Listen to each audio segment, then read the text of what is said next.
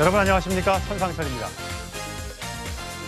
4박 6일간의 사우디, 카타르 국빈 방문길에 오른 윤석열 대통령이 한덕수 총리에게 컴퓨터 화면만 쳐다보지 말고 현장에 나가 인생을 살펴달라고 당부했습니다.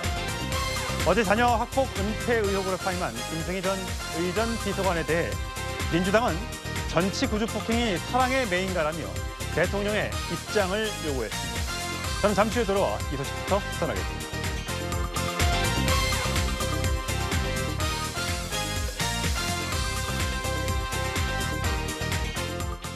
네, 뉴스톱10 뉴스 고수 네 분 소개합니다.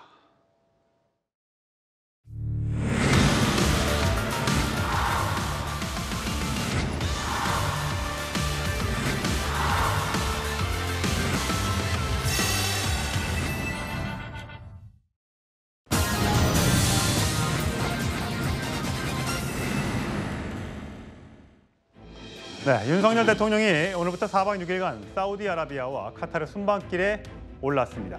두 나라 모두 국빈 자격으로 방문하는데 한국 대통령으로는 처음이라고 합니다. 자, 이민찬 부대변인, 먼저 윤 대통령 출국 전에 메시지가 있었다면서요. 소개를 해주시죠. 맞습니다. 윤석열 대통령이 국무총리에게 초심으로 돌아가라는 메시지를 전달을 했다고 합니다. 그러니까 최근에 보면 보궐선거에서 드러난 민심의 회초리를 좀 엄중하게 받아들이고 국정 운영 방식 전반을 되돌아보겠다 이런 의지로 읽힙니다. 윤석열 대통령이 최근에 반성, 책임 이런 단어를 수차례 해왔습니다. 그 연장선으로 보면 될 것이라고 생각을 하고요. 국민이 변화를 명령했기 때문에 그 명령을 받기 위해 앞으로 더 변화하겠다 이런 의지를 밝힌 거고요. 이 당 대통령뿐만이 아니라 당도 지금 변화를 위해 여러 활동을 하고 있습니다. 우선 정쟁성 현수막을 철거하고 있죠. 또한 지도부들을 새롭게 꾸렸고 혁신위도 구성하고 있습니다. 조금 더 낮은 자세로 민심에 다가가기 위해 노력하겠다는 말씀드리겠습니다. 예, 자 이재원 논설위원, 오늘이 윤석열 대통령이 올해 참 해외 순방을 참 많이 다닌 것 같습니다. 여러 가지 이유 등으로 해외 국빈으로 초대받은 경우도 많았었고요. 근데 이제 일각에서는 대통령이 지금 국내적으로 챙길 게 많은데 왜 해외 일정 순방 일정이 좀 많은 것 아니냐 이런 지적도 하는데 숫자가 어느 정도 됩니까? 지금 지난해 취임 후 현재까지 윤 대통령 해외 순방이 모두 12차례입니다. 지금 11월에 영국 또 연말까지 네덜란드 합쳐도 연말까지 이제 14차례가 되는데요. 역대 대통령들 기록이랑 비교해 보면 또 그렇게 차이가 현재까지 나는 건 아니에요. 예를 들면 이제 취임 후 2년 차까지 가장 해외 순방을 많이 다닌 대통령이 이명박 전 대통령이었는데 21차례. 그리고 2위가 문재인 전 대통령 15차례입니다. 근데 이제 윤석열 대통령 같은 경우는 보시면 1호 영업사원이 되겠다고 국가세일즈에 지금 발벗고 나선 상황이 아닙니까? 게다가 지금 그 연말까지 부산 엑스포 유치전이 아주 뜨겁게 불붙어 있는 상태입니다. 그래서 더 발벗고 나설 수밖에 없는 상황이다 이렇게 보이고, 사실 다자 그 외교 계기로는 한 번에 계속 여러 국가들을 만나고 있어요. 이게 내치가 어려우니 외치 때문에 도망 다니는 게 아니냐라는 얘기가 나오지만 꼭 그렇지만도 않은 게, 실제로 왜 지난달 유엔 총회 계기 이제 뉴욕 방문했을 때 닷새 동안 41개 국가의 정상들이랑 정상 외교 했었거든요. 그때 그 이름도 좀 특별하게 좀 우리한테 낯선 수리남, 레소토 이런 국가들까지 나왔던 거 기억하실 텐데, 이런 모든 거를 감안하면 충분히 할 만한 움직임이다 이렇게 보입니다. 예, 김현주 특보님.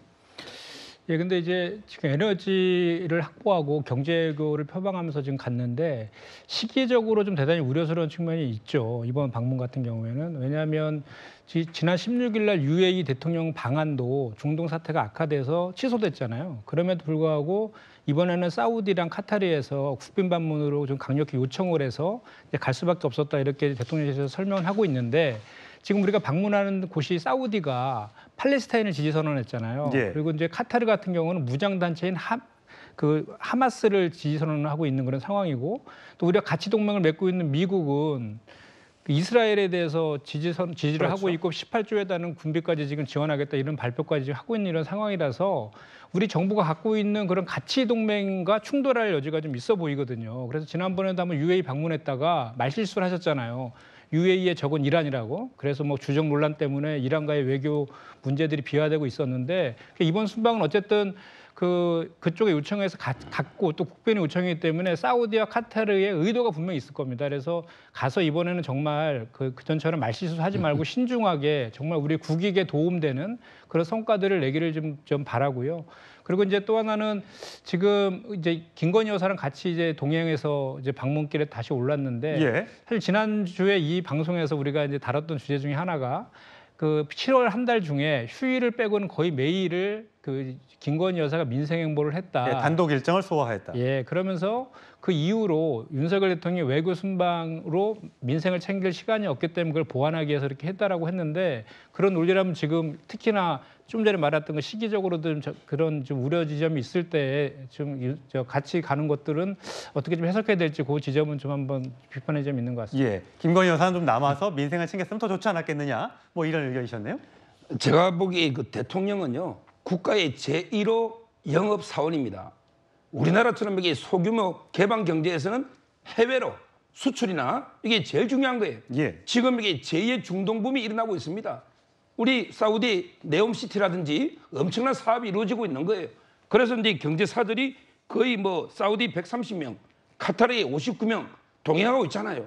저는 이거야말로 이게 진짜 민생 중에 민생인데 이걸 비판한다는 거는 말이 안 되고요. 그다음에 김건희 여사도 국빈 방문이에요. 최초로 국빈 방문에 배우자가 안 가는 것도 말이 안 되지만 저는 김건희 여사의 또 역할이 있을 거예요.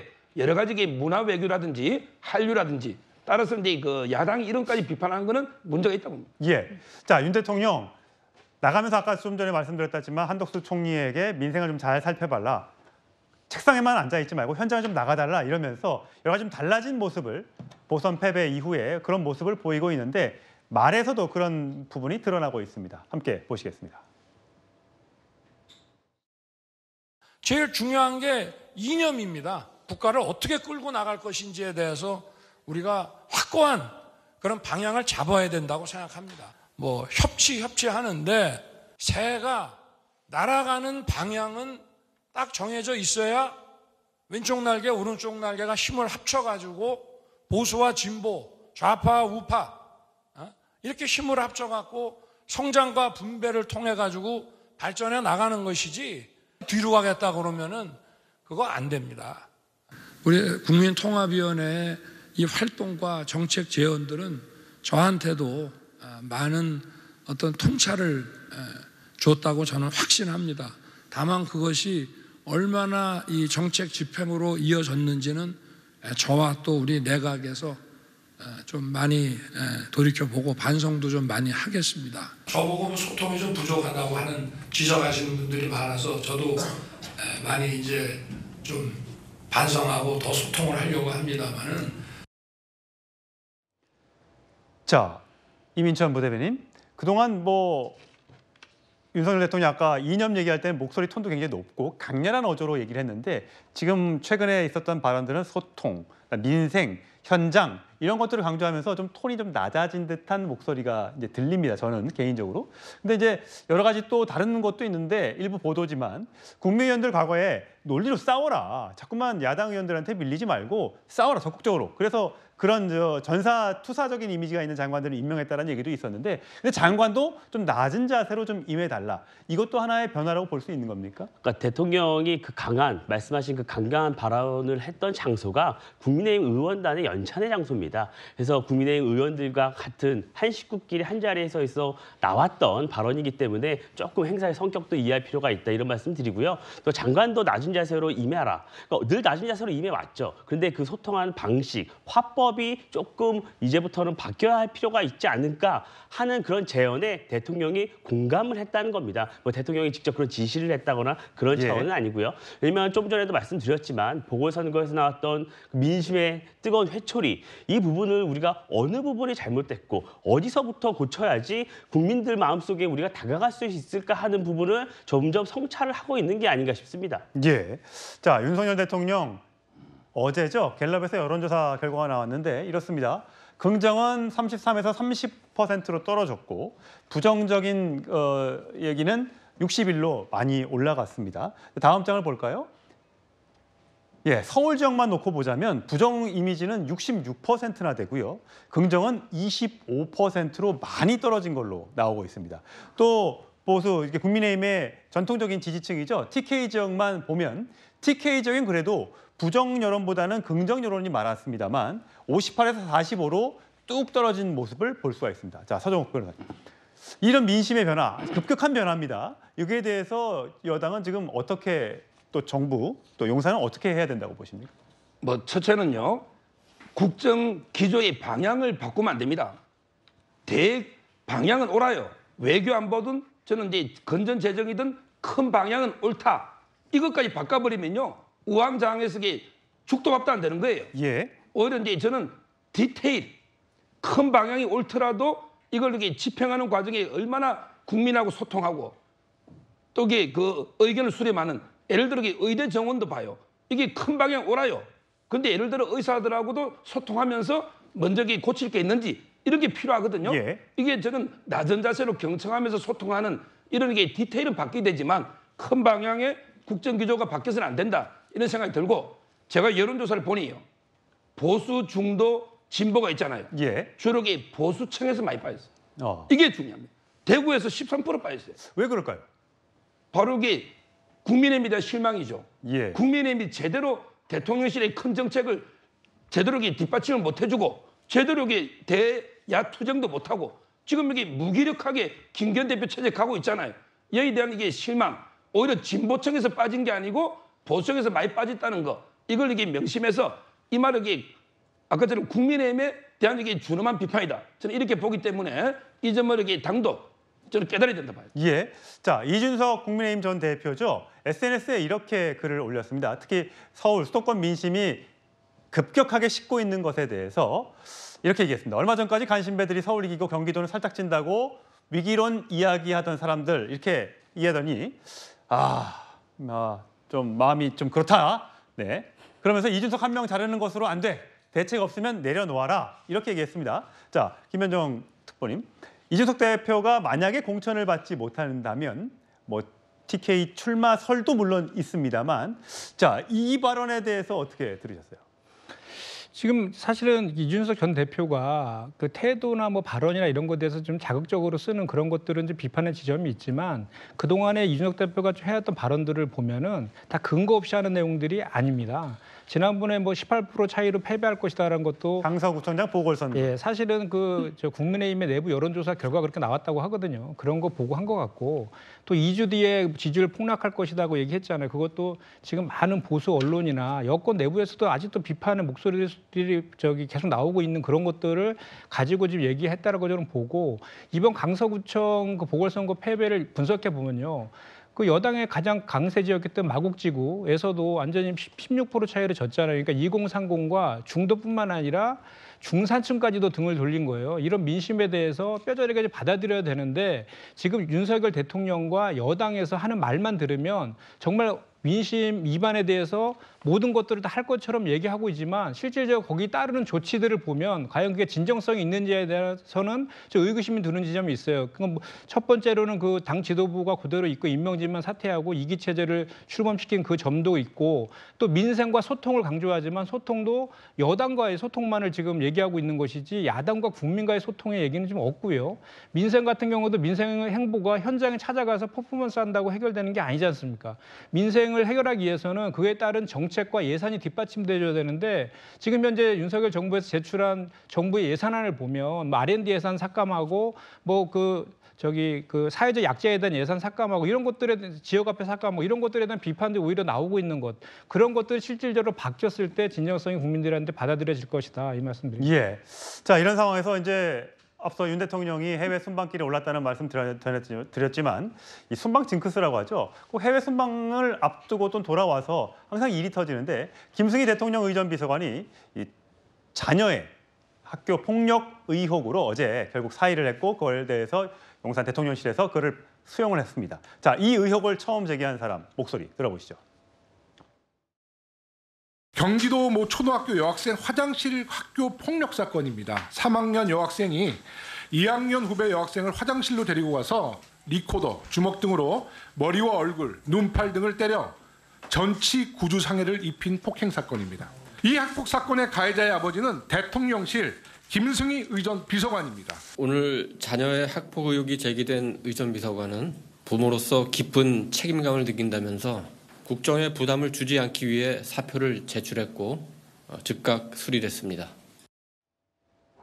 예.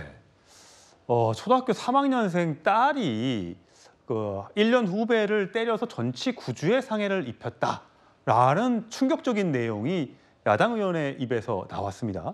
자, 이 부분 전치 구주면 엄청난 큰 상해인데요. 네, 증언이 나오는 거에 따르면 뭐 피투성이가 됐다 이런 표현들도 있습니다. 사실 전치 구주면 초등학교 2학년한테는 굉장히 큰 상해인 것은 확실해 보입니다.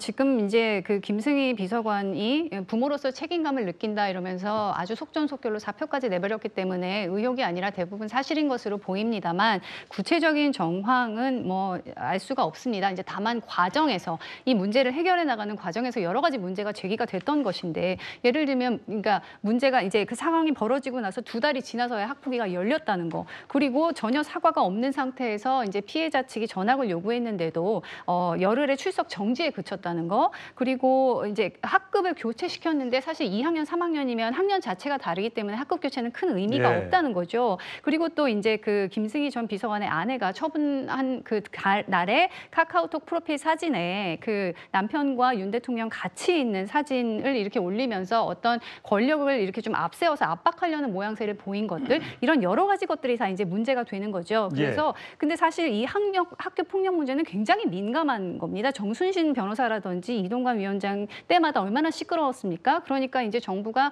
그 어떤 그 폭발력 그 심각성을 인지를 하고서 굉장히 빠르게 처리를 했다 이런 상황으로 지금 보입니다. 예. 근데 아까 조금 전에 이정은 논설위원이 얘기했습니다만 이 뒤의 문제가 더 크게 지금 의혹이 지금 부각되고 있는 건데 그 목소리 들어보시죠. 남편과 대통령이 함께 있는 사진을 올려놨으니 카톡 프로필에 이 사진을 올린 시점을 보면 다분히 의도가 있어 보여요. 7월 19일에 프로필 메인 사진이 교체됐는데 이날은 학교장이 긴급 조치로 가해 학생의 출석 정지를 내린 날입니다. 그런데 굳이 카톡 프로필에 왜 이 사진을 올렸을까요? 더 적절치 못한 건 그 가해자 어머니의 진술이에요. 아이의 이런 행동을 일종의 사랑의 매라고 생각했다고 기술한 겁니다. 초3이, 초2에게 가한 폭력이 그것도 전치 구주의 상해를 입혔는데 사랑의 매라고 비유한 것은 정말 충격적인 것입니다. 예, 사랑의 매라고 표현한 거는 정말 부적절한 표현인 것 같습니다. 뭐 제가 보기에 이걸 딱 보니까 옛말에 그 수신 제가 치국 평천하 이런 데 말이 생각이 나는데요. 저는 이걸 이게 두 가지로 나눠봐야 돼요. 단순하게 그냥 자녀의 학폭이면요, 뭐 사표 수리로 어느 정도 도의적 책임이 끝날 수가 있죠. 그런데 그게 아니고 만약에 청와대 비서관 이런 데 지위를 이용해서 오히려 이제 징계를 좀 줄인다든지 무마하려고 했다면 이거는 이게 직권남용이나 심각해집니다. 이 부분을 저는 이게 철저하게 조사해서 저 아내분이 프로필 사진 바꾼 것도 이게 의심이 가잖아요. 이 부분 물론 사표는 냈지만 저는 진상조사를 철저하게 해가지고 그렇다면 이게 형사 책임까지도 문제될 수 있는 이런 게 엄중한 사안입니다. 대충 사표로 끝날 사안은 아니지 않나 이렇게 보입니다. 자, 김현정 특보님. 근데 이 비서관이 김건희 여사와 또 친분이 있다는 것 때문에 더더욱 지금 논란이 되고 있다면서요. 네, 그렇죠. 그러니까 처음에 그 선임행정관으로 들어갔잖아요. 그때 당시에도 그 대학원의 최고위 과정에서 김건희 여사는 동기였다는 사적 채용 관련해서 비판들이 좀 있었고 지난 3월달에 국가안보실장 경질될 때 김일범 이제 외교부 출신의 김일범 그 비서관이 같이 이제 경질될 때 그때 이제 승진을 해가지고 비서관이 됐는데 그때도 이제 한참 대통령실 내에서 권력 투쟁설 이런 것들이 좀 그런 의혹들이 좀 있었거든요. 거기 연루된 그런 사람인데 조금 전에 우리 변호사님께서 서정 변호사님께서 아주 정확히 말씀해 주신 것 같아요. 그러니까 이게 뭐냐면 그런 학폭 사건이 벌어졌어요. 7월 달에 벌어졌는데 9월 달에 2달이 지나서 학폭위가 열렸습니다. 그리고 학폭위에서 뭐 학급 교체라든지 아주 그 무의미한 그런 조치들로 이제 해보고 손방망이 처벌했는데 중요한 것은 뭐냐면 지금 10월인데 3개월이 지났는데 가해자의 부모라든지 당사자가 전혀 사과도 하지 않고 있어요. 사과도 하지 않고 있고 이것에 대해서 이제 가장 최근에 봤을 때는 윤석열 그 대통령실에서 이례적으로 아주 빨리 사표를 수리한 아마 처음일 거예요. 그것도 저는 어떻게 보면 이렇게 권력형 학폭, 은폐 이것을 지금 은폐하려는 그런 그 공직기관 비서관실의 감찰을 무마시키려고 빨리 이게 수습하려고 했던 거 아니냐라는 의혹도 있습니다. 그렇기 때문에 조금 전에 말씀하신 것처럼 이것은 그냥 여기서 끝날 것이 아니라 철저하게 진상조사를 해서 그 시시비를 가려야 된다. 그렇지 않으면 이거 2차 가해에 해당될 수도 있다라는 이런 의견을 덧붙여드립니다. 자, 민주당에선 이런 반응이 나왔습니다. 김승희 대통령실 의전비서관의 초고속 사표로 그냥 얼버무리고 넘어갈 일이 아닙니다. 말로는 엄중한 대처라고 하지만 권력형 학폭 은폐에 대한 감찰 무마를 위한 꼬리 자르기 면직에 불과합니다. 대통령실 차원에서 아무런 진상규명이 이루어지지 않는다면 앞장서서 은폐하는 것은 물론 모든 학폭 피해자에 대한 2차 가해를 하는 것입니다. 윤석열 대통령은 권력형 학폭 은폐 카르텔로 점철된 정순신, 이동관, 김승희까지 실세 자녀들의 연이은 학폭 논란에 대한 입장을 직접 국민께 밝히십시오. 네, 대통령실과 여당에 관련된 소식 들어봤고요. 이제 야당으로 가보겠습니다.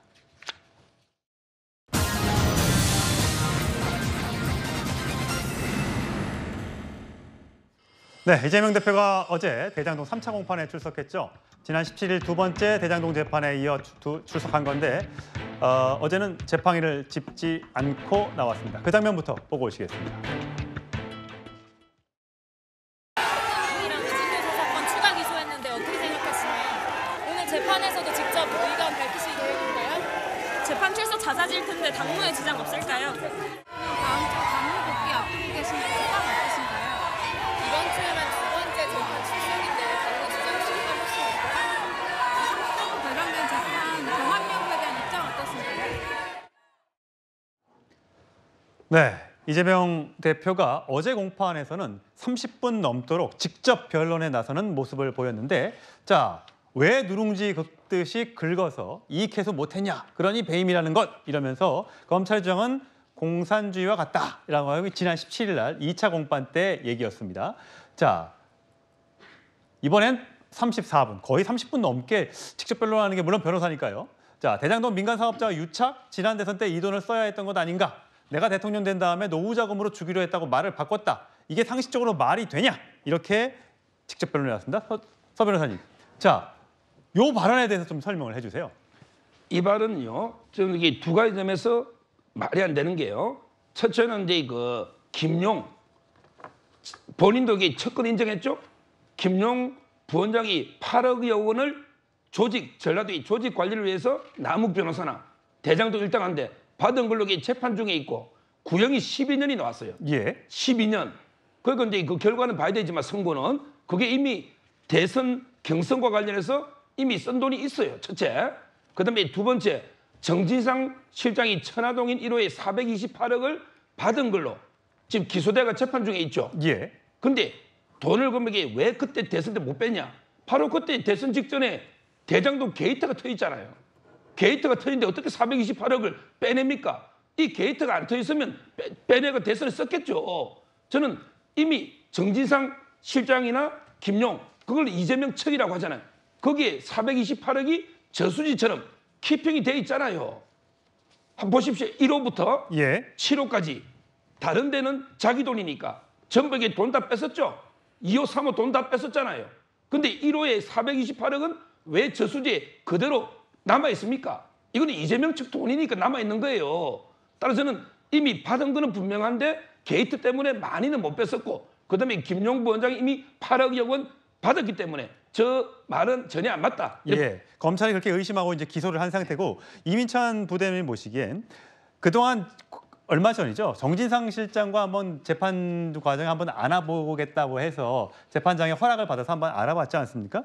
근데 어제 나왔던 얘기를 보니까 눈길을 끄는 것 중에 하나가 연자제 금지 위반 아니냐. 정진상이 혹시 죄를 졌는 게 왜 내 탓이냐? 라고 얘기했다는 지금 얘기가 나오는데 이것도 어떻게 해석을 해야 되나요? 이재명 대표 참 일관성이 있습니다. 모르쇠 전략, 모든 혐의에서 지금 다 몰라요. 본인은 다 모르고 부하 직원이 다 있습니다. 그 전략을 이어가고 있다. 이렇게 보면 아주 심플하게 설명이 될 것 같고요. 근데 이재명 대표가 늘 이렇게 모른다고 했지만 모른다고 한 게 사실로 들어간 게 꽤 있습니다. 대표적인 게 김문기 전 성남도시개발공사 처장 모른다. 본 적 없다 했어요. 근데 같이 골프 친 게 드러나지 않았습니까? 골프 치는 사이가 모르진 않지 않습니까? 또한 김인섭 씨 잘 아실 겁니다. 김인섭 씨 연락한 적 없다. 오래됐다. 그런데 그 김인섭 씨가 성남시장 선거할 때 사무실을 계약을 해줬어요. 사무실을 계약해준 사람을 모를 수가 있겠습니까? 저는 이재명 대표가 사법 리스크를 당장은 해소하기 위해 이런 모르쇠 전략을 쓰고 있습니다. 근데 이재명 대표 대선 주자 아니겠습니까? 대선 주자에게 국민들이 기대하는 건 능력과 신뢰입니다. 근데 스스로 나는 무능한 거 몰랐다는 것을 증명하고 있는 거예요. 스스로 사법 리스크를 벗기 위해서. 저는 이재명 대표에게 한 말씀 드리고 싶은 게 진실만 얘기하면 이런 꼼수를 부릴 수가 없다. 이런 말씀 드리고 싶습니다. 예, 김현주 특보님 지금 웃고 계시는데 자, 어쨌든 이렇게 돼 있다는 겁니다. 공소 내용을 보면 정진당 실장이 한 것이 곧 이재명이 한 걸로 되어 있다. 가까운 사이니 책임을 네가 져라. 헌법상 연좌제 금지 위반 아니냐라는 게 이제 이재명 대표의 이제 발언입니다. 네, 그러니까 지금 검찰에서 일방적으로 주장하는 얘기들을 마치 사실인 것처럼 얘기하고 계신데 하나씩 따져보면 되잖아요. 그러니까 이제 김용 재판이 11월 말에 지금 선고 예정되어 있지 않습니까? 실제로는 8억 7천 줬다고 유동규가 진술 바꿨잖아요. 처음에는 자기가 받은 거로 했다가 바꿨는데 그중에 2억 7천은 배달 사고로 본인이 먹고 6억 줬다고 하는데 그것도 전달 장소라든 이런 것도 진술도 다 지금 바뀌고 막 그래서 재판부에서 탄핵당하고 있는 상황이잖아요. 그래서 그 재판에서 무죄날 가능성이 대단히 높습니다. 그리고 또 하나는 김용과의 관계도 지금 명확하게 유죄로 확정되지도 않은 상황에서 이재명 대표와의 연관성은 더 없는 거지 않습니까? 그 전 단계에서 이제 끊어져 있는 것이고 정진상 것도 마찬가지죠. 428의 약정에 대해서 이재명 대표 공소장엔 적시도 못했잖아요. 그리고 유동규의 바뀐 진술에 의해서 정진상과의 연관 고리도 김만배에서 탄핵되고 있지 않습니까? 그럼 정진상과의 연관 고리도 아직 확인도 안 됐는데 정진상과 그 이재명 대표가 친하다는 이유로 그럼 이재명 대표까지 그러면 하는 것은 헌법상의 연좌제 금지에 위반된다는 건 당연한 이건 뭐 법적인 지시 상식 아니겠습니까? 그런 내용을 지금 얘기하고 있는 것이죠. 예. 자, 또 이런 게 있습니다. 성남 FC 관련해서도 이재명 대표가 기소가 되어 있는데 과거에 성남 FC 관련해서 이재명 대표가 이렇게 얘기한 적이 있습니다. 한번 들어보시고 오시죠. 미르재단과는 달리 성남FC는 성남시 조례로 설립된 시 산하 기업이기 때문에 사유화라고 하는 것이 불가능합니다. 성남FC는 시 예산으로 최종적으로 운영되는 만큼 자체 수입이 늘면 세금 지원이 줄어들어서 성남시가 혜택을 볼 뿐입니다. 누구도 성남FC를 통해 사익을 취할 수 없고 실제 사익을 취한 바도 없습니다. 자, 서 변호사님, 이 성남FC 의혹이 성남FC 축구단의 운영비를 받기 위해서 네이버나 이런 등등의 기업으로부터 돈을 받았다. 이 의혹인 거잖아요. 여기에 대해서 이걸 이제 처벌할 수 있느냐 없느냐 이제 기소는 되어 있는데 이재명 대표는 이제 과거에 최순실 미르재단 얘기를 하면서 이거와 성남FC는 완전히 다르다. 이렇게 얘기를 하고 있는데 이거는 어떻게 해석을 할 수 있을까요? 저는 이제 미르재단은요. 오히려 이게 제3자 뇌물죄가 안 되는데 성남FC는 이게 확실하게 제3자 뇌물이 돼요. 왜 그러냐? 제3자 뇌물죄의 핵심은 부정한 청탁이 있었냐. 이것만 따져보면 돼요. 부정한 청탁이 있으면 아프리카의 난민들 도와주기로 돈을 내도 제3자 뇌물입니다. 제일 중요한 게 부정한 청탁이에요. 그게 보호법익입니다. 자, K재단, 미르재단 할 때요. 어떻게 돈을 모았어요? 정경련의 기업들이 매출액 규모에 따라서 조금씩 십실반 모은 거죠. 그게 무슨 부정한 청탁이 있습니까? 매출액 규모에 따라 조금씩 그냥 K재단, 미르재단 위해서 냈죠. 근데 성남FC는 어떻게 냈습니까? 돈 낼 때 공짜로 냈습니까? 매출액 규모에 따라 냈습니까? 두산은 이거 낼 때 용도 변경해줘. 우리가 수천억을 벌었지 않습니까? 이렇게 기업이 특혜를 받으면 돈을 낸 거예요. 그다음에 차병원도 그냥 냈습니까? 네이버는 그냥 냈습니까? 다 도로 연결해줘 민원을 해결해준 조건으로 돈을 모은 거 아닙니까? 그럼 이게 부정한 청탁이 있은 게 분명하잖아요. 저는 근데 야당에서는 이제 미르재단 관련해서 뒤에 박근혜 전 대통령이 있기 때문에 최서원 씨의 얼굴을 보고 정경련에서 돈을 준 거다라고 주장을 했어요. 지금 이게 제3자 뇌물은 제일 중요한 게 부정한 청탁이라니까요. 그럼 여기 돈 낸 기업이 무슨 청탁을 박근혜 대통령한테 무슨 청탁했습니까? 매출의 규모에 따라 십실반 낸 거잖아요. 그걸 봐야 돼. 누가 뒤에 있느냐. 이건 아프리카 난민이라도 유죄가 된다니까요. 그래서 청탁이 중요한 거예요. 예. 근데 이거는 네이버, 두산, 차병원, 특히 푸른 위례라고 있습니다. 위례에서 돈을 번 남욱일당이 또 FC에다가 5억 5천을 냅니다. 아니 위례에서 돈 벌어서 왜 성남 FC에 돈 냅니까? 저는 이 청탁 관점에서 보면 FC가 전북의 기업마다 청탁이 있다. 예. 더 확실한 유죄로 봅니다. 자, 어제 재판에서 또 이런 얘기도 나왔습니다. 이재명 대표가 직접 한 얘기는 아닙니다만 변호인이 한 발언인데 많은 변호사들이 이 대표의 재판을 두고 이혼 재판 같다라고 얘기했다는데 저 이민찬 부대변인, 이혼 재판하고 이재명 대표의 이 재판하고는 어떤 상관관계가 있는 겁니까? 통상 이혼 재판을 보면 남편과 부인이 주장이 엇갈리면서 치열하게 공방을 하지 않습니까? 하나하나 갖고 싸우죠. 맞습니다. 지금 그렇게 검찰이 제기한 여러 의혹에 대해 이재명 대표 측이 사사건건 하나하나 다 반박을 하고 있다. 이런 의미에서 그런 걸 빗댄 건데요. 그런데 어차피 이 재판의 같은 경우에는 검찰이 이걸 모든 걸 입증할 책임이 있습니다. 그래서 검찰이 조금 더 철저하게 수사를 할 필요가 있고요. 이재명 대표의 한 전략이라고 저는 생각을 합니다. 모든 것을 다 부인하고 하나하나 따져들어서 재판을 더 길게 끌고 가려는 게 아닌가 싶습니다. 재판을 길게 이어가서 2년, 3년 더 끌고 가서 본인에게 유리한 국면을 만들고 본인이 직접 이렇게 변론에 나서는 것도 하나의 전략이 아닌가 싶어요. 왜냐하면 누가 얘기하느냐에 따라서 판사도 받아들이는 느낌이 다를 수 있습니다. 이 대표 변호사 출신입니다. 혐의에 대해 누구보다 잘 알고 있습니다. 본인이 한 행동이기 때문에 그렇기 때문에 직접 변론도 하고 꼼꼼하게 설명도 해서 재판도 길게 지연시키고 혐의를 무죄를 받아내기 위한 전략이다. 이렇게 보입니다. 자, 이재명 대표 23일이네요. 지금 21일이니까 이제 모레 월요일에 당무 복귀를 한다고 하는데 자, 건강 상태는 많이 회복이 된 걸로 보입니다. 자, 김현정 특보님. 어떠세요? 지금 보니까 지팡이도 안 짚고 이제 다닐 수 있을 정도의 기력을 많이 회복한 걸로 보입니까? 그래도 긴 거리 다닐 때는 좀 힘들죠. 24일 동안 단식했는데 회복하는 기간이 한 두세 번 걸린다고 하지 않습니까? 그래서 지금 뭐 이렇게 그 차에서 법원까지 왔다 갔다 하는 거리는 긴 거리는 아니니까 그 정도는 다녀도 장기간에 걷는 그런 것들은 지금 쉽지는 않은 상황입니다. 예. 자, 이제 이재명 대표가 공식적으로 당무에 복귀를 하게 되면 가장 궁금한 것이 본인에게 체포동의안 가결표를 던졌던 의원들을 향해서 어떤 메시지를 보낼지, 어떤 징계를 할지, 통합을 할지 이게 가장 관심인데 자, 당에서 나오고 있는 목소리 들어보시겠습니다.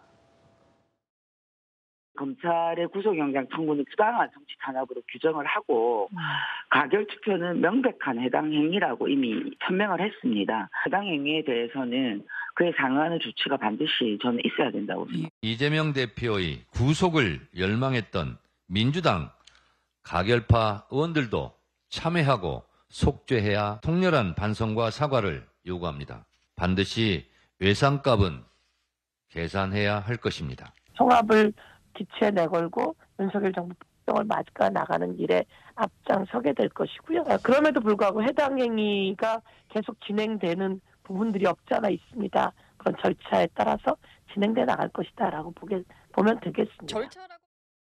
자, 김현정 특보님 들으신 얘기 좀 있으세요? 어떻게 첫 일성에 나올 거라는 얘기를? 아마도 민생 얘기 하실 것 같아요. 그전에도 계속 영수회담 제안도 하셨고 뭐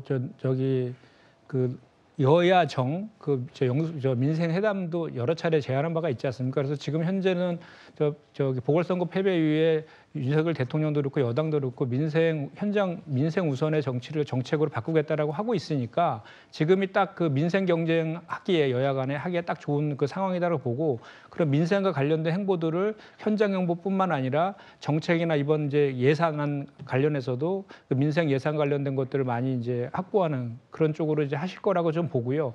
그리고 또 하나는 이제 좀 전에 화면에 나왔던 것처럼 뭐 가결파 의원들에 대해서 어떻게 할 거냐 이런 얘기들이 논란거리가 있는데 일단은 당의 입장은 그 우리 이재명 대표의 입장은 통합적으로 가자라는 메시지를 계속해서 얘기하고 있는 것이고요. 다만 이제 그 가결한 의원들 말고 그 5명의 의원들이 이제 뭐 발언이라든지 방송에 나가서 했던 이런 해당 행위와 관련된 그런 것들에 대해서는 우리 당원들이 청원을 제기한 게 있어요. 5만 명이 넘으면 당 지도부가 그거에 대해서 답을 해야 되거든요. 예. 그거에 대해서 홍 원내대표께서 이제 윤리심판원, 정치적, 정무적 판단을 하지 않고 윤리심판원의 절차에 따라서 시스템적으로 판단을 받겠다 이렇게 이제 얘기를 한 바가 있는데 그것도 이재명 대표께서 일단 좀 복귀할 때까지 보류해서 다시 논의하자 이렇게까지 한 상태라서 그런 기반에는 통합적으로 지금 당을 이끌겠다라는 의지가 이제 표명됐다고 보면 됩니다. 예, 서 의원님. 제가 보기 징계 불가능한 게요. 징계하면요. 바로 이 가처분 재판 들어가면 이거는 99% 아니고 저는 100% 진다 봐요. 왜? 첫째, 팩트에서 가결표 던진지 부결표 던진지 어떻게 알 겁니까?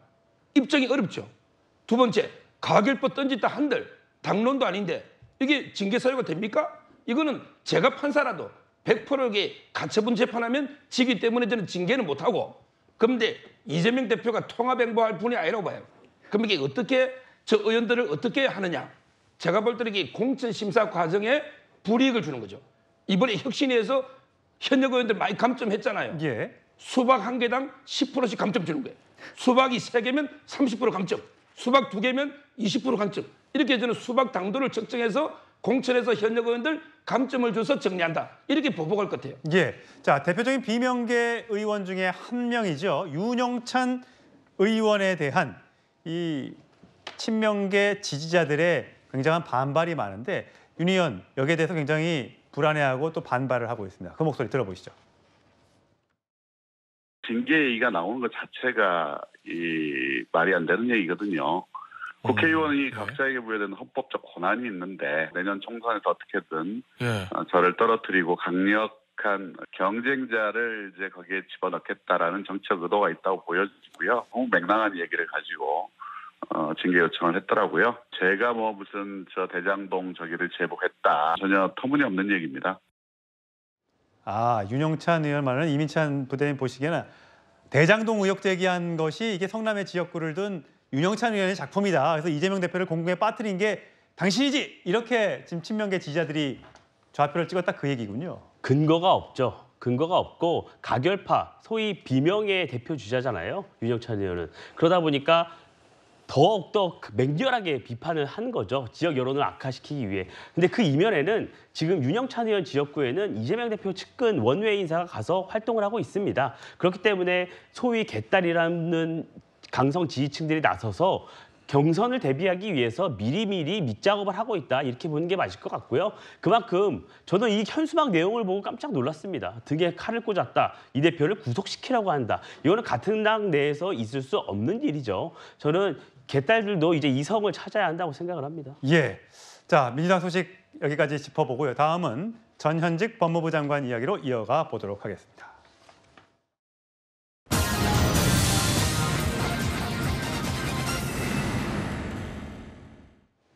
예, 조국 전 법무부 장관의 입이 점점 더 거칠어지고 있습니다. 저 제목은 입벌구라고 달았습니다만 제가 설명은 드리지 않고요. 저 패널들에게 여쭤보도록 하겠습니다. 자, 김현정 특보님. 먼저 이 발언이 어떤 얘기인지부터 좀 설명을 해주시죠. 입만 보면 거짓말이라는 그 의미네요. 예. 그러니까 이제 윤석열 대통령이 그동안 해왔던 이제 똑같은 얘기인데 서로 상반되는 그 얘기들을 몇 차례 거쳐서 한 것에 대해서 이제 비판한 것이라고 좀 보고요.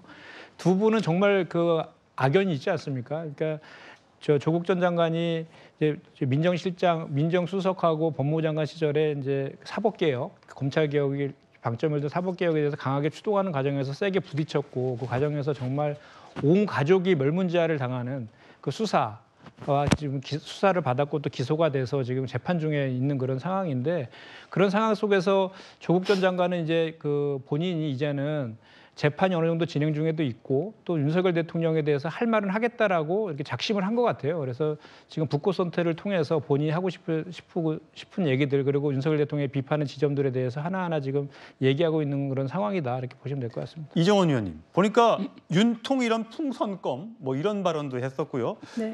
또 내로남불에 일본식 표현도 있는 것 같은데 그것도 한번 설명을 해주세요. 네, 지금 뭐 소셜 미디어 아니면 북토크 이런 데서 가리지 않고 윤 대통령에 대한 비판 수위를 높이고 있습니다. 말씀하신 대로 점점 노골적이고 점점 거세지고 좀 적나라한 표현들이 많이 나오고 있는데요. 예를 들면 이제 윤석열은 2개의 혀를 갖고 있다. 그러면서 이제 괄호를 쳐가지고 더블텅 이렇게 영어도 써놓고 일본 표현도 써놨습니다. 왜 2개의 혀냐? 예를 들면 문재인 정부에서는 검찰개혁에 동의한다고 해놓고 대통령 되더니 뒤집었다. 그리고 언제는 이념이 제일 중요하다고 하더니 이제는 또 이념 논쟁 그만해야 된다. 이런 식으로 이제 말을 바꾸는 부분에 대해서 굉장히 적나라하게 2개의 혀 이런 표현을 쓰면서 또 2개의 혀 속에 일관된 것은 이익과 욕망이다. 또 이제 이런 얘기를 하고요. 그리고 또 이제 뭐 갑자기 문재인 정부에서의 인사검증 얘기를 하면서 이제 인사검증 비교를 해요. 그래서 우리 때는 7개 인사검증 기준이 있었는데 뭐 지금 이시원 그 비서관의 경우에는 서울시 공무원 그 간첩 조작 사건으로 징계받았던 사람이 아니냐 그러면서 비교도 안 되게 우리는 훌륭하다라는 취지로 얘기한 게 이제 최강욱 전 비서관이었단 말이에요. 그런데 그 최강욱이야말로 허위 인턴 증명서 건으로 지금 유죄가 나와서 의원직을 상실한 이런 상황이니까 지금 뭔가 주장은 계속 하시는데 표현은 거세지는데 변명과 어떤 이런 얘기 그리고 반성은 없는 모습 이런 것 때문에 사실은 비판이 많이 나오고 있는 분위기죠. 이민철 의원님. 저는 명분 쌓기에 들어갔다고 봅니다. 어떤 부분에서요? 이 정부를 강하게 비판하고 그렇게 해왔기 때문에 우리가 탄압받고 있다. 우리 가족이 탄압받고 있다. 이런 걸 좀 만들고 싶은 것 같아요. 지금 조국 전 장관 2심 재판 진행 중이지 않습니까? 그 결과가 나올 텐데 이미 이 모든 혐의는 부인 정경심 교수가 대법원 유죄 확정을 받았습니다. 또한 똑같이 연루된 최강욱 전 의원이 대법원 확정 판결을 받았습니다. 조국 전 장관은 여기서 더 할 말이 있을 수 있겠습니까? 조민 씨도 재판을 곧 받게 되니까 그런 부분에서 명분 쌓기를 하는 것 같고요. 제가 이 부분을 꼭 짚고 넘어가고 싶어요.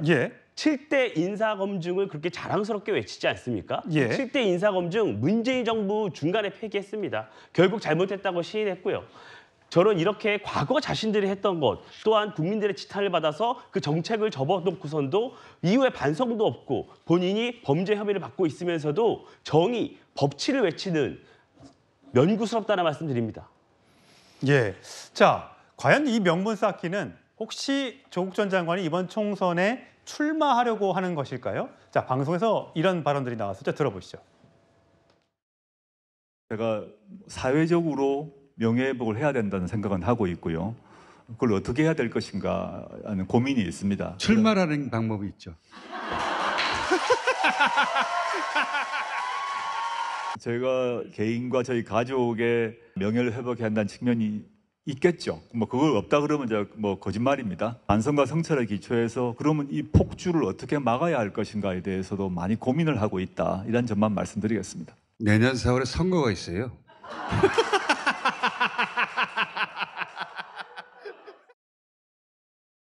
네, 고개를 절레절레 흔들고 있습니다만 저게 긍정인지 부정인지 잘 모르겠습니다. 옛날에 그 속담 중에요.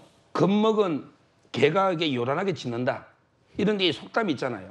저는 조국 장관을 뭐 거기에 비유하는 건 아니지만 조국 장관이 출마 명분보다는요. 본인이 이게 곧 아마 교도소 갈 거. 이게 상당히 두려워서 이런 게 말들을 함부로 막 쏟아내는 게 아닌가. 왜 그러냐면요. 이미 조민 씨도 공소사실은 다 인정했어요.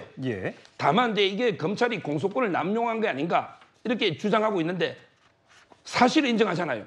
그리고 이게 본인이 조국 장관이 부인이 4년, 1년, 5년이 놓았죠. 그런데 조국 장관이 한 게 아쿠아 팰리스 호텔부터 서울대 공인권법센터라든지 많이 겹치잖아요. 그렇다면 이게 저는 1심의 2년 실형이 바뀔 가능성이 별로 없어요. 지금. 그럼 이게 곧 아마 교도소 갈 겁니다. 항소심 끝나면. 그러니까 저는 이렇게 두렵고 무서우니까 막 이렇게 함부로 공격하지. 뭐 지금 이게 사법 리스크 때문에 출마가 불가능하잖아요. 불가능하고요. 그다음에 2개의 혀. 이게 누굽니까? 2개의 혀 하면 조국 장관이 별명이 조적조, 또 이렇게 조만 대장경, 조스트라다무스. 본인이 과거에 다 비판한 게 본인이 저지른 잘못으로 그렇게 되잖아요. 진짜 2개의 혀 가진 사람이 조국 장관 아닙니까? 근데 어떻게 나만 윤석열 대통령이 2개 혀라는지 도저히 이해가 안 돼요. 자, 조국 전 장관의 SNS 활동이 요즘에 계속 많아지고 있는데 과연 이것이 어떤 의미인 것인지는 조금 더 지켜봐야 알 수 있을 것 같습니다. 자, 이번에 현직 법무부 장관 얘기로 넘어가겠습니다.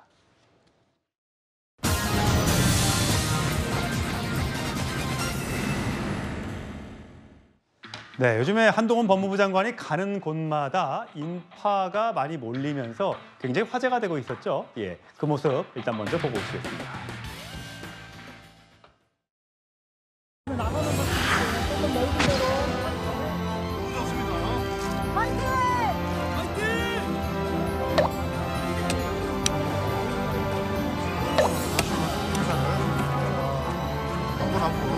안쪽으로 들어가시면 반갑습니다.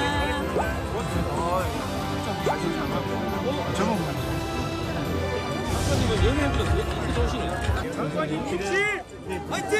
장관님 화면하고 똑같습니다. 너무 잘생겼어요. 장관님 여기 서울이래요. 1호 팬이래요. 뭘 할까요? 아이고 죄송합니다. 하나, 둘, 셋. 장관님 화이팅! 화이팅! 저는 화이팅 안 하셨어요. 장 화이팅! 네, 한동훈 장관 가는 곳마다 굉장히 화제를 불러일으키고 있습니다. 뭐 개인적으로 공연을 보러 가도 많은 사람들이 셀카를 찍자고 요청이 쇄도하고 있다고 하는데, 자, 어제 한 보도가 나왔는데 한동훈 장관이 이제 장관직을 그만두고 출마를 하게 될 걸로 보인다. 그래야 된다라는 얘기가 여권에서 나오면서 그 지역으로 정치 1번지를 불리는 전직 대통령 3명이 무려 거쳐간 종로구에 출마할 것이다 라는 보도가 나왔습니다. 자, 지금 민주당에선 종로구에 누가 뛰고 있느냐 한번 볼까요? 자, 이광재 국회 사무총장, 이낙연 전 대표, 임종석 전 대통령 비서실장, 그리고 현재 당협위원장은 고 노무현 전 대통령의 사위 곽상한 변호사가 좀 뛰고 있는 지역이기도 합니다. 또 여러 사람들의 이름이, 민주당에서 거물들의 이름이 오르내리고 있는데, 자, 김특보님이 보시기에는 어떻습니까? 만약에, 뭐 만약입니다, 가정입니다만 이런 분들과 한동훈 장관의 빅매치가 종로에서 있을 것으로 예상하십니까? 글쎄요, 지금 뭐 국민의힘 여당 발의해서 나오는 얘기인데 대선급 주자들을 지금 총선에 출마시켜서 지금 떨어진 민심 위반이나 이런 것들을 좀 만회하는 전략을 지금 물밑에서 좀 논의 중에 있는 건 맞는 것 같아요. 그렇게 얘기가 나오는 거 봐서는. 그런데 뭐 한동훈 장관은 저는 제발 좀 총선에 출마했으면 좋겠어요. 아, 그래요? 지금 정치 잘 하시잖아요. 그러니까 나와서 실제로 국회에서 총선에 나와서 국민들의 심판도 좀 받으셔갖고 본격적으로 정치를 했으면 좋겠고요. 다만 이제 그 국민의힘에서 한동훈 장관의 그 총선 출마 관련해서는 이제 보수층 결집의 효과를 좀 누리려고 하는 것인데, 그만큼 지금 중도층뿐만 아니라 그 보수층까지도 지금 많이 무너져 있다라는 것을 지금 반증하는 것이라고 저는 생각을 하는데, 보수층 결집 효과는 분명히 있을 겁니다. 상징성이 있어서. 그리고 유력한 대선 후보 항상 2위에 랭크되잖아요. 그렇지만 과연 확장성은 있을 것이냐, 또 그 진보층이라든지 중도층에 대한 비호감도 또한 높기 때문에 그것이 과연 총선 전체적으로 국민의힘에 도움이 될지 여부에 대해서는 좀 의심이 듭니다. 그렇군요. 자, 여당 내에서 또 여당 지지자들, 또 여당에서 몸담았던 사람들 위주로 이런 반응들이 나오고 있는데 한번 목소리 듣고 이야기 나누겠습니다.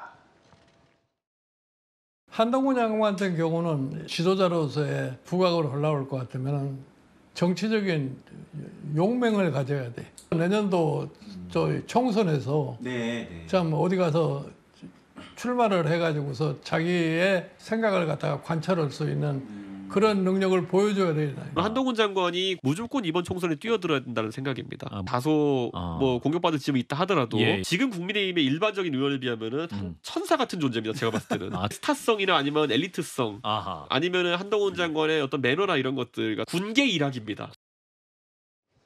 근데 사실 한동훈 장관의 출마 이야기가 나오는 거는 물론 그 지금 얘기한 것처럼 스타성이 있긴 있고 또 이번에 보궐선거에 졌기 때문에 구원투수가 필요하다는 점도 있습니다만, 민주당에서 지금 탄핵 얘기가 나오고 있지 않습니까? 탄핵이 제기됐을 경우에는 한동훈 장관의 움직일 수 있는 범위가 이제 좁아들기 때문에 그래서 결국은 출마를 할 수밖에 없을 것이다, 이런 얘기가 있던데요.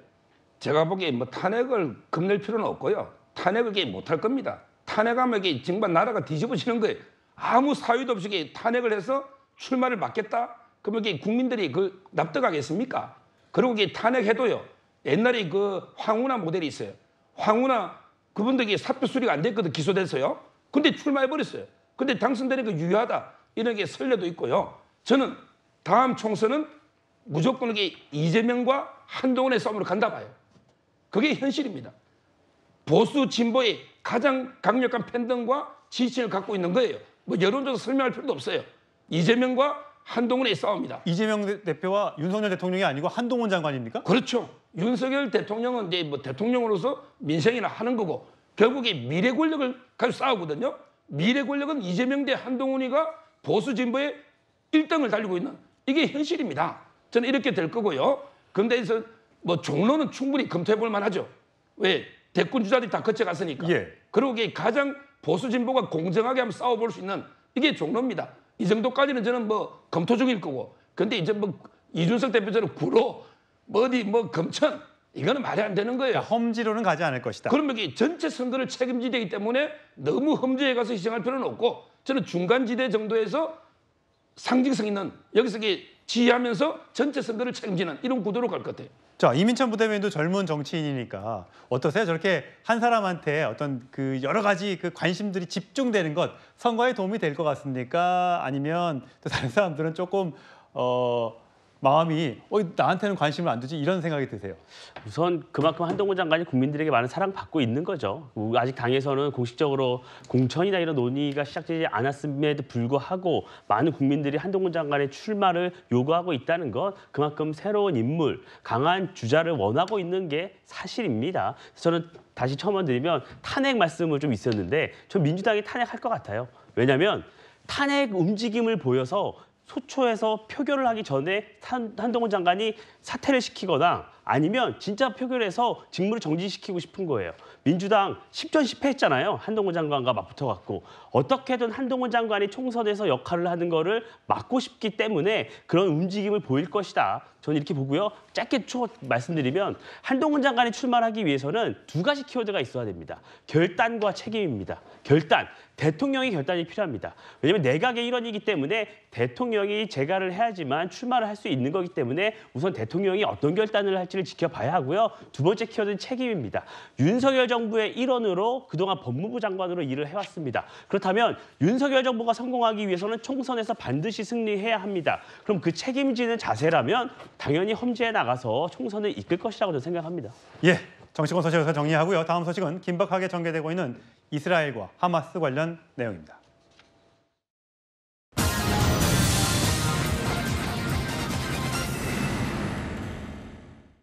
네, 저희가 제목은 지상전 연기 해프닝으로 달았습니다만 이 얘기는 잠시 후에 나눠보도록 하고, 자, 이정원 논설위원, 조금 전에 이집트의 국경이 열리면서 가자지구로 구급 물품 등등이 지금 들어갔다면서요? 네, 그 팔레스타인 공습이 시작된 지 2주 만입니다. 처음으로 이제 남부 라파 검문소라는 데가 열려서 일단 그 트럭 20대 분량의 저 트럭인가 보네. 들어가네. 네, 예. 물과 이제 식량을 실은 이제 그 구호 트럭이 들어갔습니다. 이것은 바이든 대통령이 현장을 방문했을 때 설득하고 합의한 결과로도 보이고요. 근데 이제 그 이집트가 안보 위기로 그동안 계속 문을 닫아놓고 그 이제 팔레스타인 난민들이 들어올까 우려해서 닫아놨었던 걸 이제 그 뭐 여러 가지 미국의 압박이라든지 또 국제사회의 비난이 워낙 세지니까 드디어 이제 문을 연 것이죠. 그러나 이것은 제가 볼 때는 거의 뭐 바다에 물 몇 방울 떨어뜨리는 정도 수준밖에 되지 않고 지금 이미 팔레스타인은 인도주의적 위기 한계 상황에 도달해 있다는 것이 외신들의 보도 내용이거든요. 근데 어쨌든 지금 하마스 쪽에서도 그 처음으로 미국 인질 2명을 석방을 하기는 했습니다. 근데 이 또한 제가 볼 때는 유화적 제스처로 보기는 아직은 어렵습니다. 이것은 어떻게 보면 이미 200명의 인질이 있음을 국제사회에 환기시키면서 니네 지상전 멈추지 않으면 나머지 인질들은 다 죽는다. 이런 간접 경고의 메시지도 같이 띄고 있기 때문에 지금으로서는 이제 아직 초기 단계다. 이렇게 봐야 되는 것이고요. 자, 조금 전에 이정원 위원이 그 미국인 인질을 2명에 대해서 석방했다는, 하마스가 석방했다는 얘기를 하셨는데, 자, 관련해서 이 석방 소식이 지금 화면에 보이고 있는 저 여성인데 석방됐다는 소식과 함께 과연 저렇다면 우리가 인질들을 안전하게 석방을 할 테니 지상군 투입하지 말아달라, 이스라엘에 그렇게 지금 요청하고 있는 것으로 봐야 될지 아직까지는 확실하지 않습니다만 바이든 미국 대통령이 여기에 대해서 이렇게 얘기했습니다. 한번 들어보시죠.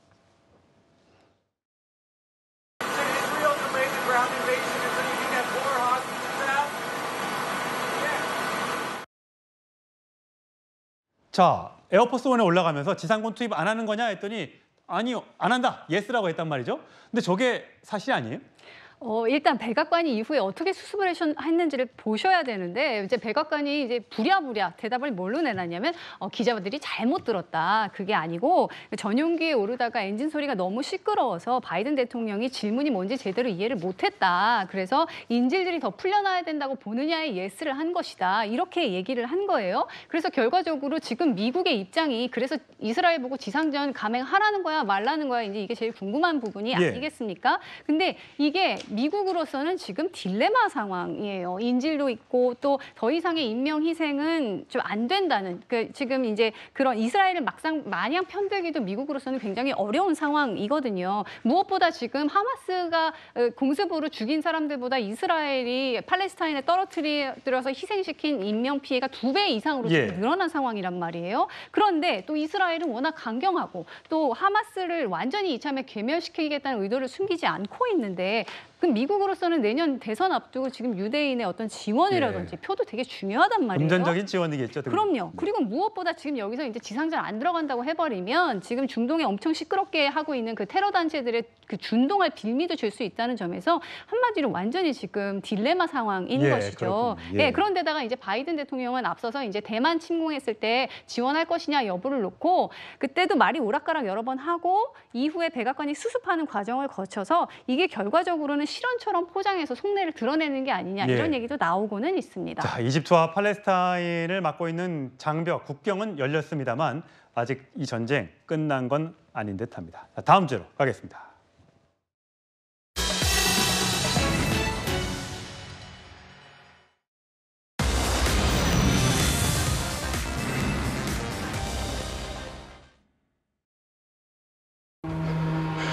미안해, 엄마.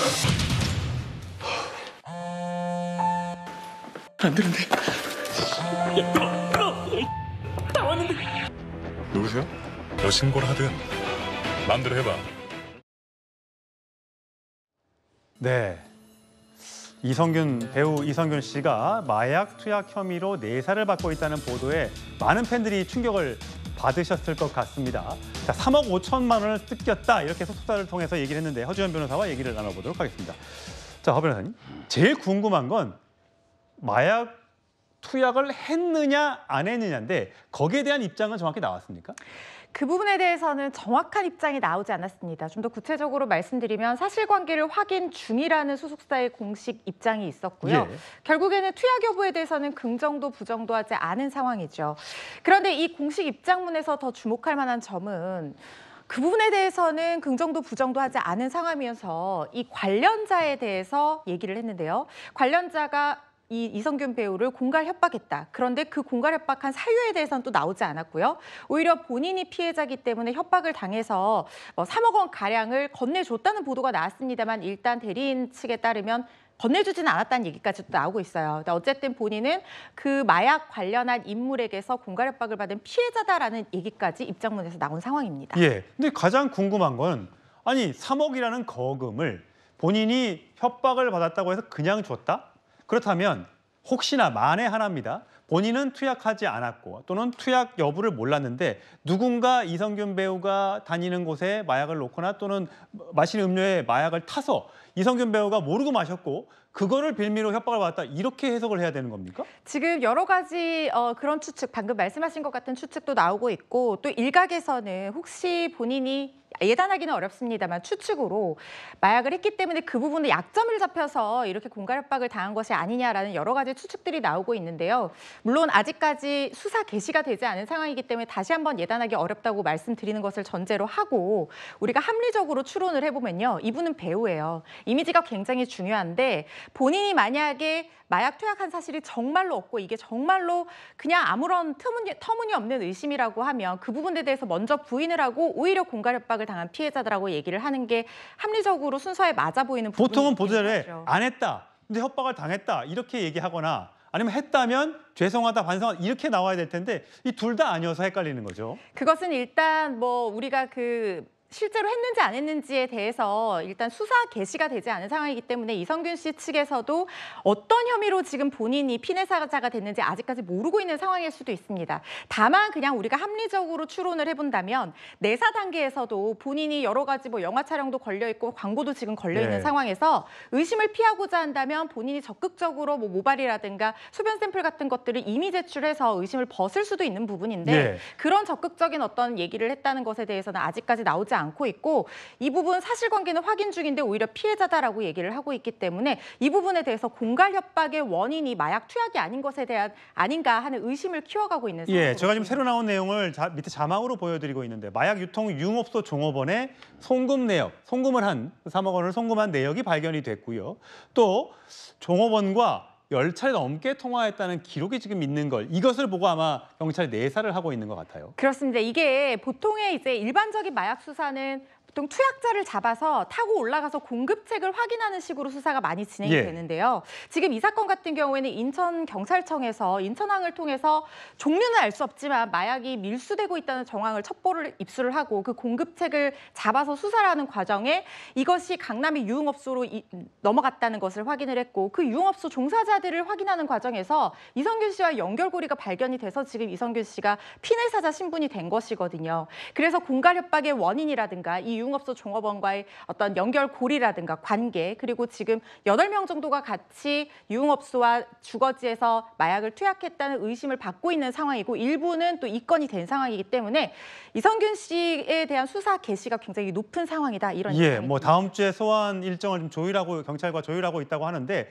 문제는 영화도 지금 찍은 게 있고 찍어야 될 것도 있고 또 광고도 같이 또 부인과 함께 찍은 또 교육 광고도 있고 그래서 광고 시장과 영화 시장이 굉장히 지금 크게 흔들리고 있다는 얘기가 나옵니다. 지금 연예계에 초비상이 걸렸습니다. 사실 이성균 씨가 이런 혐의를 다 벗는다고 하더라도 지금 이 관계자들로서는 당장 홍보 일정도 해야 되고 개봉 일정도 잡고 드라마 촬영도 해야 되는데 이거를 어떻게 할 수가 없는 상황인 거예요. 그리고 이런 것과 연루됐다는 것 자체만으로도 이미지 타격이 불가피한 상황이기 때문에 만약에 혐의가 확인이 된다고 하면 이 부분은 거액의 손해배상 청구로도 이어질 수 있는 부분이거든요.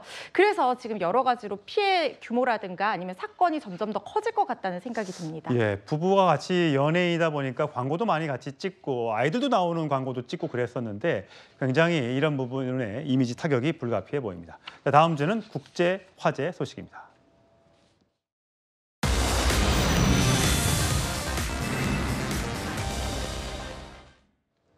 칭따오 소변 맥주. 허 변호사님 여쭤볼게요. 양꼬치에는 뭐죠? 칭따오입니다. 그렇죠. 저런 것 때문에 굉장히 화제가 됐던 굉장히 많이 팔린 그 맥주인데 저 화면 보면 설명해 주세요. 지금 저 사람이요. 소변 노상방뇨를 하고 있는 칭따오 맥주 공장 직원으로 보이는데요. 저 밑에 있는 게 뭐냐면요. 칭따오 맥주를 만드는 원료인 메가를 보관하는 곳입니다. 저 메가에 노상방뇨라는 영상이 웨이보에 공개가 된 거예요. 그렇지 않아도 중국의 음식 위생과 관련해서 안전사고들 많이 발생하는데 저 장면이 영상에 공개되면서 굉장히 지금 누리꾼들이 충격을 받고 있고요. 다만 저게 내수용과 수출용으로 구별이 되는데 저 메가 원료를 보관하는 공장은 내수용 맥주만 생산하는 공장이다라고 우리 수입처에서 확인을 해줬지만 그래도 보는 사람 입장에서는 편하게 칭따오 맥주를 먹기는 조금은 어렵지 않을까 이런 생각도 듭니다. 그 맥주가 그 맥주인지 어떻게 확인이 되겠습니까? 공장이 여러 군데라고 하는데 자 중국에서는 저 맥주를 홍보하면서 뭐 많이 팔리니까 철저히 검증한다라고 얘기하는데 한번 그 목소리 들어보실까요? Each drop has to go through 1,800 key quality control points before leaving the brewery and going into the marketplace. 영어로 이렇게 홍보를 하고 있는데 한 방울까지도 지금 검사를 한다는데 저거는 한 명을 못 잡아서 지금 저렇게 난리가 난 거잖아요. 사실 중국의 음식 안전 사고는 하루 이틀 일이 아니죠. 뭐 잊을만 하면은 뭐 쓰레기 식용유부터 시작해서 멜라민 분유 파동부터 뭐 쓰레기 만두 뭐 제가 다 일일이 언급하기도 어려울 정도로 사건 사고가 많았는데 그래서 중국에서도 2015년부터 기존의 식품위생법을 식품안전법으로 바꿔서 굉장히 강하게 관리 감독을 하고 있다고는 하지만 아직까지 이 안전위생에 대해서 조금 저희가 확신하고 신뢰하기는 좀 어려운 상황으로 보이고 그래서 우리 정부에서도 2024년까지 이 중국에서 제조하는 어떤 음식에 대한 해썹 인증, 특히 김치 부분에 대해서 그런 것들을 강화한다라고 하거든요. 그렇지만 아직까지 우리가 신뢰하기에는 좀 먼 길이라는 생각이 들고 중국이 지금 동북 공정의 일환으로 김치를 자기네 식품이라고 얘기를 하잖아요. 지금 남의 나라 음식 가져다가 자기네 나라 음식이라고 홍보하지 말고 자국의 식품 위생부터 좀 기본부터 신경을 썼으면 하는 바람입니다. 예. 하여튼 뭐 요즘에 우리 국민들 젊은 사람들 위주로 굉장히 많이 먹는 맥주인데 저 장면이 과연 안 찍힐 걸로 생각을 했을까요? 저 사람이 아직까지 동기는 안 나온 거죠? 왜 저런 행동을 한 건지는. 네, 아직까지 동기는 나오지 않고 지금 현지 얘기로는 뭐 일부 직원의 일탈이라고 생각하는 것 같은 그런 얘기들도 나오고 있는데요. 일부 직원의 일탈이라기에는 위생 관리는 직원들부터 먼저 시작되는 것이잖아요. 그렇죠. 철저한 교육과 관리가 필요해 보입니다. 예, 중국의 조금 지저분한 얘기였습니다만 소식까지 짚어봤습니다. 마지막 주제로 가겠습니다.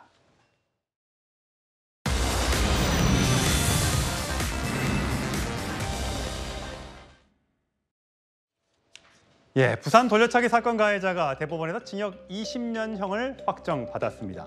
1심에선 살인 미수동의 혐의로 징역 12년을 선고받았지만 피해자의 청바지에서 가해자의 DNA가 나오면서 강간 살인 미수 혐의가 추가돼서 형량이 올라갔습니다.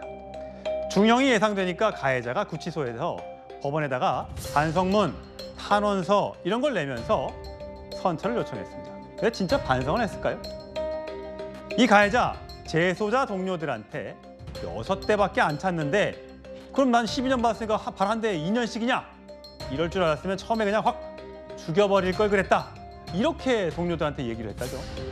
자, 만약에 이 여성 피해자가 용기를 내서 사건을 이렇게 공론화하지 않았다면 피해자는 징역 12년 아니면 항소심에서 형이 더 깎였을지도 모르겠습니다.